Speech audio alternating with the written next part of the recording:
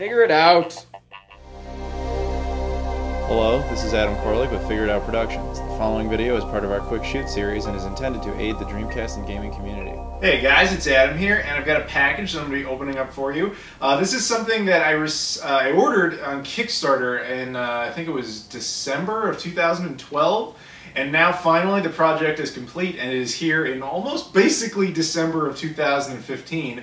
And what it is a brand new Sega Dreamcast game. Don't take it as a criticism, because I know that it's a long span of time, but from everything I've been told, these guys did an amazing job of basically building this thing right. It's supposed to be really high quality, all the stuff that's in it's supposed to be great, and I'm really looking forward to it. But yes, like I said, it's a new Sega Dreamcast game.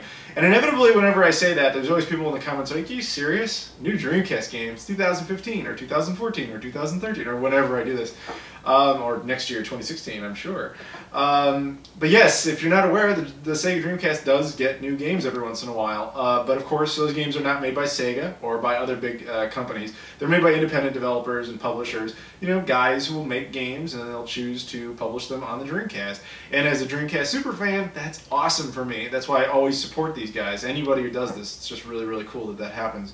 Now, this game in particular was originally released on the Sega Genesis. That game would be Pier. Going back quite a few years, this is actually one of my first unboxing videos, was specifically of this game. So you can check that out if you want to, I guess. But it's really cool that it's now come back around and they really upgraded it and put it on the Dreamcast, as well as a bunch of other digital platforms. I think it's also available on the PC, the Xbox One, PS4, PS3, and Wii U. It might be on others as well. Those are the ones that come off the top of my head. I don't think it's on the 360 though, interestingly.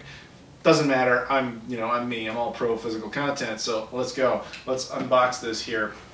Now, like I said, I got this off of Kickstarter, and that's part of the reason the box is so big. One of the benefits of ordering off of Kickstarter is you had the option to go after the collector's edition or limited edition. I'm not exactly sure how they're defining it, but that's what I ended up with. It says collector's edition, so that's what it is.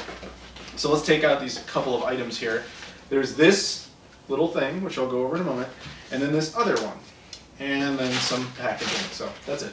Put that off to the side. Now let's first go over this. This is little cardboard packaging that has a seal on it, and it actually has the company's logo, Watermelon, basically in the cardboard.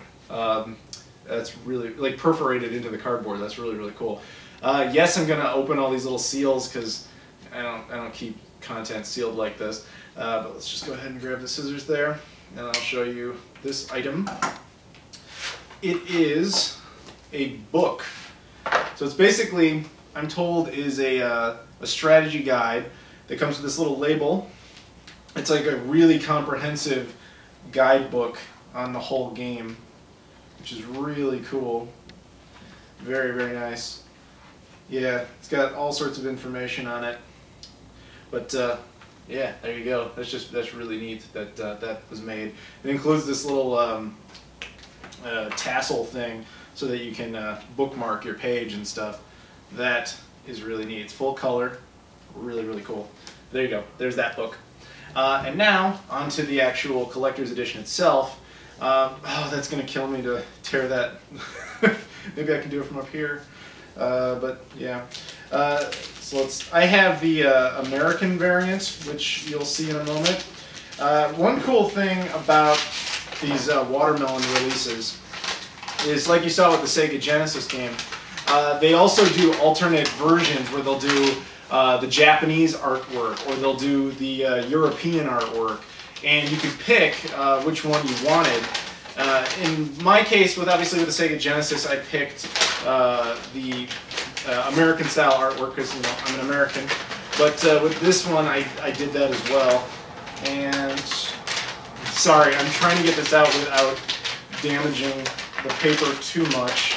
The paper even has their logo on it. How impressive is that? That's, come on. Not quite there. Almost. We'll get this eventually. There we go. Alright, so there it is. There's the box. And there's the back right there. And it should have my number somewhere, but that might be inside the box. So it's got this little cardboard wrapping around it, so we'll take that off. There we go. And inside, you guys get to see it first. There you go. I don't even know what's in there. Something that fell out, that's what was in there. Alright, so it has a couple of cards that say what number I have. I can't really read the dude's handwriting. It says I have 526 and 527. I don't know how I could have two of them, because I only have the one collector set, but if possibly there's someone out there missing a card, I'm not really sure. And then there's this little artwork there. But inside we have all sorts of stuff. So how do you get this out without breaking it? Okay, so I'm guessing this is the game itself. So there's this outer layer of artwork, and then there's the game. Now, like I said, I got the American style version. Now what's really cool is they went all out with this. It includes this poster, which I'll show you guys real quick here. All standard versions include this as well, just a poster like that, which I will be putting off to the side here. And then you have the game right there. And you can see that they actually stylized the disc to look like a conventional North American Sega Dreamcast disc. The PAL versions have that. The Japanese versions have that. However, all three versions are actually region-free, so it's just an aesthetics thing. It doesn't really matter which version you get. The artwork is specifically designed to make it look like something that would fit into your actual collection. I mean, if it weren't for the fact that you look at the bottom and you can tell it's not a GD-ROM, it's in fact a CD-ROM, then it would be indistinguishable. And CD-ROMs does not mean burned CDs. That's CDRs. It's a different thing. But yeah, these are legit. They're pressed in factories. They're very, very nice. Very, very cool.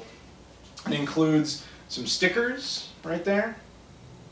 Also, they separated the manual from this little piece of outer artwork. So you get a manual that's got all sorts of information, all sorts of things, including saying that it's also compatible with Drivers 2000 CX-1 and Dreamcast. Well, I actually own both of those. It's the Divers 2000, not the Drivers 2000. Not that that really matters, but good to know that they specifically put that there so that I would know for sure. Yeah, no, I mean, I knew that already, that it would work. But that's, yeah, it's really cool that they did that. Really very cool. It's got all sorts of different language support as well. I believe supports Japanese, French, English obviously, German, Spanish, etc. All sorts of cool different language options available in this game. They basically took the Sega Genesis game and completely remade it they HD'd it. They changed various elements of the game, or so I'm told, in some respects to make it easier, and other things they just added more content. They also had an additional bonus feature in here whereby you could basically switch between the more modern visual styles, or you can make it look like the Genesis style. However, it's not a direct Genesis port. It still has all the new content and, shall we say, updates that this version has. It just looks like the Genesis version if you want to play it that way. Very cool. It's got all sorts of awesome back artwork, and yeah, the side labels are very, very nice. That's very cool. So what else do we have in here? Let's see.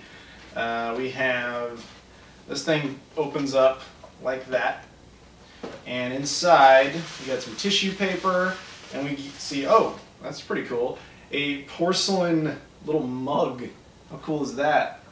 I don't think I would actually drink out of it, but it's cool that it exists. Also, some figurines. Let me get these out of here so I can show them to you. At least I assume these are figurines. We have this little frog deal, and I think that's like a chicken, as well as this little dude.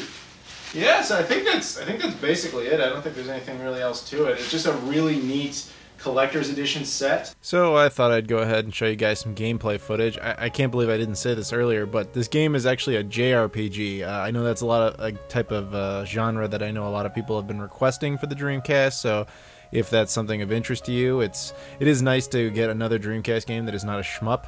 Ironically, this is not, I will be completely honest, this is not the type of game I ever play. I'm not really into JRPGs, so you'll have to forgive me. I cut out, there was a really cool intro at the beginning of this, however, I cut it out just because I thought, it took up like 5-6 minutes, and you could probably find it online. I just wanted to show you a quick sample of essentially the gameplay. Now, like most JRPGs, it starts off with, a story element where characters are interacting. And yeah. Now, if you are interested in this game, unfortunately, at the time I produced this video, the Dreamcast version is completely sold out. All 3 versions, the North American, the European, and the Japanese version, are gone. There will likely be a reprint at some point. If it follows the model that the Genesis version had, unfortunately they will no longer have that custom region option. It'll just be this one generic packaging that you use for all 3. So yeah, look forward to that eventually. Now, I have expedited again some of the footage there. I mean, you're in the house for a couple minutes. You know, you talk to your mom about what's going on with your dad, and I guess your dad's dying, so you want to go to the caves to like get something to rescue him. However, she doesn't want you to do that. And then you come outside, and then you know, I guess this is your friend who claims to be your sister, and you claim you're not your sister. I mean, I guess you could just read the text yourself, but and then you're basically off on the adventure. And unfortunately, I wanted to get music CDs with this. There was an OST available, but by the time I even knew about its existence, I was unable to get it. It was already sold out. I mean, that's how Watermelon does it, man. Their products are really high grade, so they sell out pretty quick. Because the music in this game is actually pretty good. And I know they did, I don't know if it was a remix or it was just they redid it or what, but I do know there was essentially new music in this that wasn't previously on the Sega Genesis / Sega CD type of iteration of it. But, you know, whatever. If you stay tuned in a few minutes, I'll show you what the 16-bit version looks like. This is the HD'd version. I mean, I know people get on the Dreamcast because they're like, oh, all the indie games, they look like Sega Genesis games. Why aren't they like 3D games? You gotta understand, guys, that's all about budget. I mean, games like 3D games, like stuff that they actually made for the Dreamcast back in the day, it cost millions of dollars to produce.